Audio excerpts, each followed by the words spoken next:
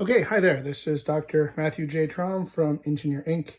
And the purpose of this video is to introduce you guys to using a viscosity cup, which is this object here, to determine the viscosity of a fluid. So I've just got here a container of tap water, and this is an experiment that you guys are going to run as part of the viscosity lab.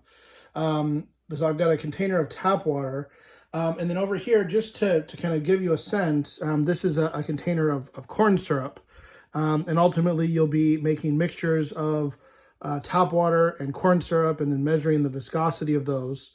So I just wanted you to see that this is also relevant to corn syrup. But because corn syrup takes a really long time to run out of a viscosity cup, I thought it would be better to just demonstrate with liquid water, which is relatively quick. And so for this experiment, I've just got a wide mouth container full of water. I've got my viscosity cup, and I've got a timer here. And then, of course, I've got a piece of paper which is meant to represent your laboratory notebook, and then something to just write with. You guys are welcome to use the timers on your cell phones, which I imagine most of you have. But for me, it just was easier to use a stopwatch because I can kind of start and stop it very quickly, very accurately with my fingers. So the way that these viscosity cups work, you can sort of see here, it's got a little bit of a hole in the inside. And when you guys get your own viscosity cups, you can examine the shape more closely. But the idea is that you dip these completely, immerse them in the liquid so that they're totally full. And then as you lift the cup out of the liquid, you simultaneously start the clock. And then you watch to see, how long it takes the liquid to drain out. And when the viscosity cup is totally drained and empty of liquid, then you stop the clock and you record the time. And these viscosity cups are calibrated so that a particular drain time is associated with a viscosity.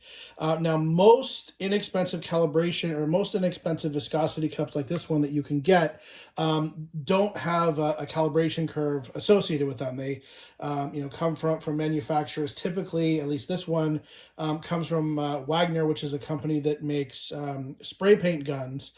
And they just tell you, the spray paint mixture is at the appropriate viscosity if the drain time is between 6 and 7 seconds, something like that.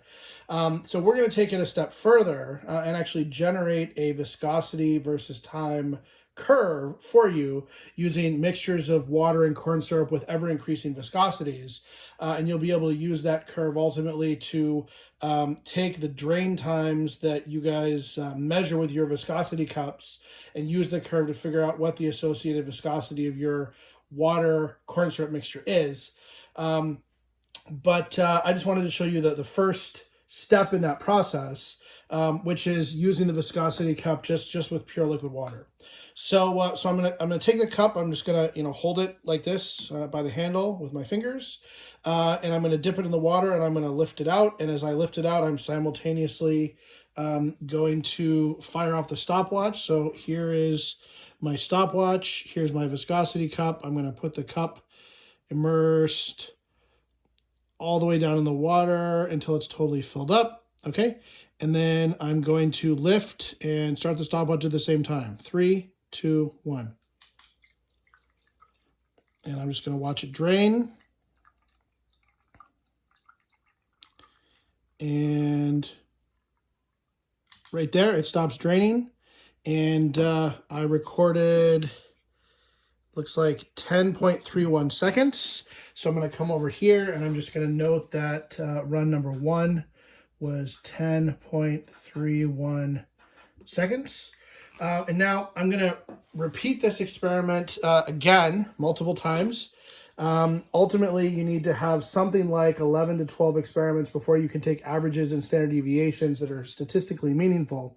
So I would repeat this test, essentially 12 times, and then take the average and the standard deviation of the time that I measured, and then use that to report my values. But just to give you a sense of how repeatable this thing is, let's run it again. So I'm going to start with my watch at 0. I'm going to submerge my viscosity cup. And I'm going to lift and let it drain.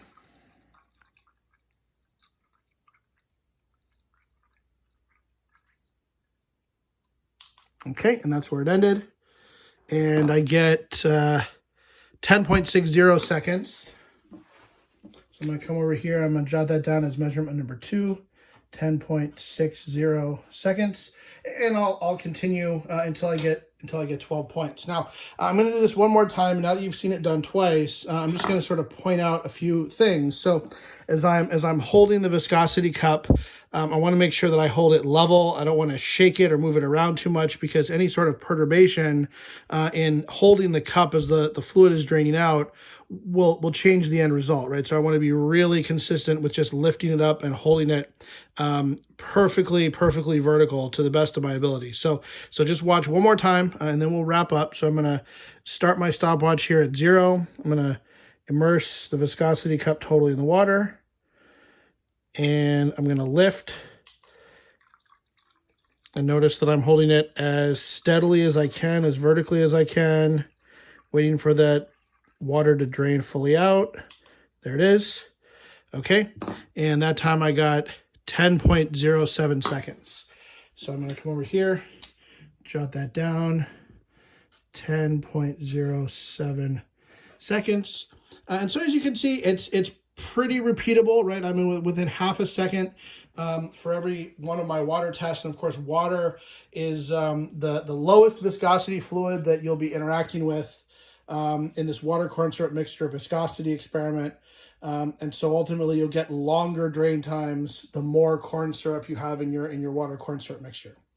Anyway, okay, so that's a summary of how to use the viscosity cup to time the draining of a viscous fluid. And ultimately we will supply a curve which gives you viscosity as a function of drain time, and you'll be able to use that to take the drain times that you guys measure and back out what the viscosity is for your particular mixture of water and corn syrup. Okay, that's it. Thanks for your time and attention. Look forward to seeing you in the next video. Bye.